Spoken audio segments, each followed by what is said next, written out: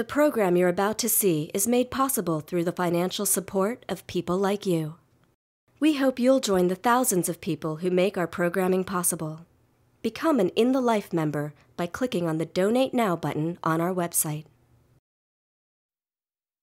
May God grant us wisdom, and may He watch over the United States of America.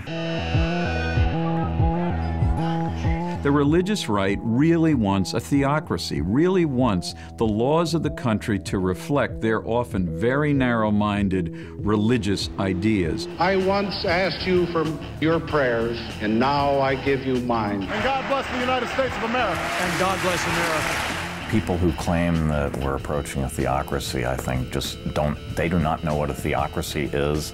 By and large, LGBT people have not taken the whole concept of the separation of state and church very seriously, and often don't even realize how much that is a part of our struggle.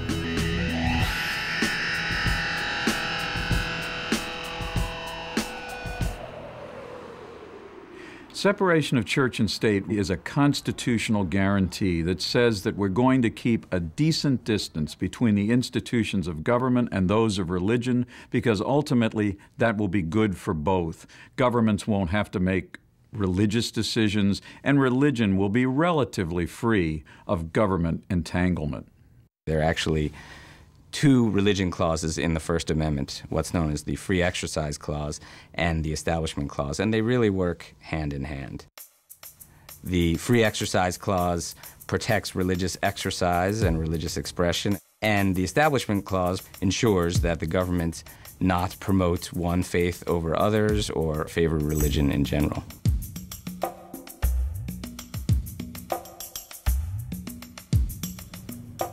I knew from the beginning that they were conservative Baptists, which is why I said in my second interview that I was gay. And what returned was, is she the best person for this job? And if she is, hire her. The Pedrera case involves a Baptist group home in Kentucky that takes in troubled youth that are in the custody of the state. This group makes no bones about the fact that it has a great degree of religious content to its programming. I was hired by what was then called Kentucky Baptist Homes for Children in March of 1998, and it's now called Sunrise Children's Homes. And I was hired there as a counselor to work with behavior disordered boys. We would have to pray before meetings, and I was uncomfortable with some of that, but I also knew that I was working for them, so if you're their rules, then you follow their rules. This is an organization that is largely funded by federal and state dollars. In fact, since 2000, they've received over $100 million in state funds alone. In theory, faith-based organizations are not supposed to be using tax dollars to proselytize, to try to convert people to their own religion. But the General Accounting Office looked at dozens, indeed hundreds of these organizations over the past few years and found that most groups don't even know that they're prohibited from evangelizing, and even if they do know it, they sneak evangelism in anyway. I'm guessing it was somewhere in this area right here. And I remembered this gentleman stopping to take our photograph. So I remember turning to him and smiling, and that was the click. A photo of me and my then girlfriend was placed in the fair here locally, the Kentucky State Fair. Nothing risque or bad about it in any way. But thousands of people go to the fair, and hundreds of them were Baptists. And so it got to the president of the Kentucky Baptist Homes for Children, and he started making calls, and it came down to my boss, and he said, "It's gonna be okay, it's gonna be okay." And I remember looking at him and saying, "I don't think so." The average lifespan of a homosexual male is 39. And it's not just AIDS that kills these people. We have some very basic values that are very dear to us in our organization. And they're basically the Judeo-Christian traditional family values.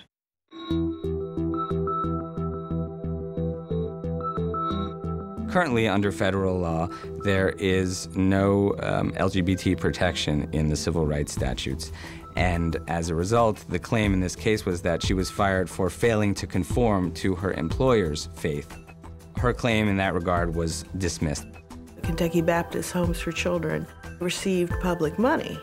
And so for everyone who sees themselves as a participant in the tax system or even just a member of this community, that I think really got a lot of people angry.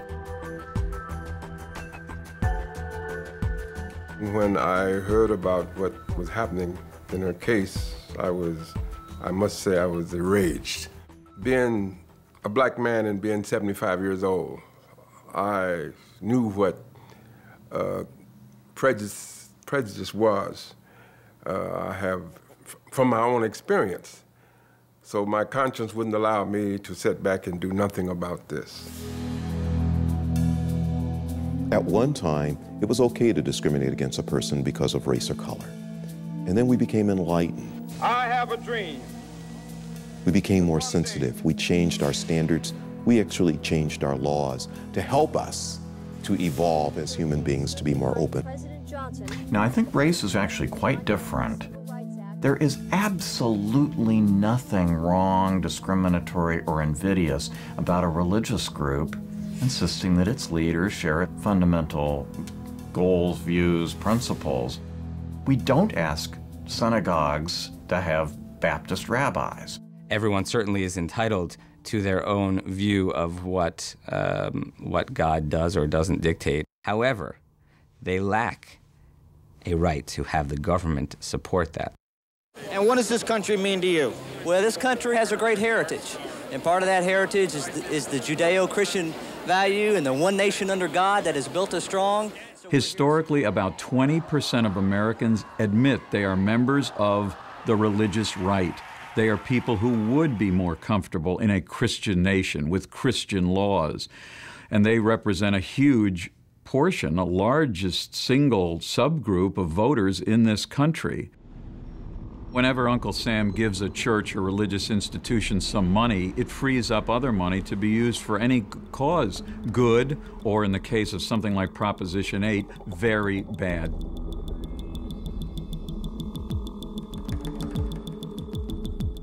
Citizens are entitled to vote their beliefs, including their moral convictions.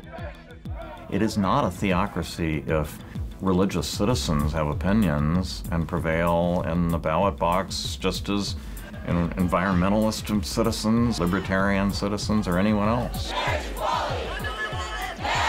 Marriage means a mom and a dad. Prop 8 had a number of proponents who were certainly motivated by their faith. Now that in and of itself is not problematic. But when we're getting the state involved and we're talking about a state-created institution, the state has no business telling a same-sex couple that it lacks the same basic human right that all others have.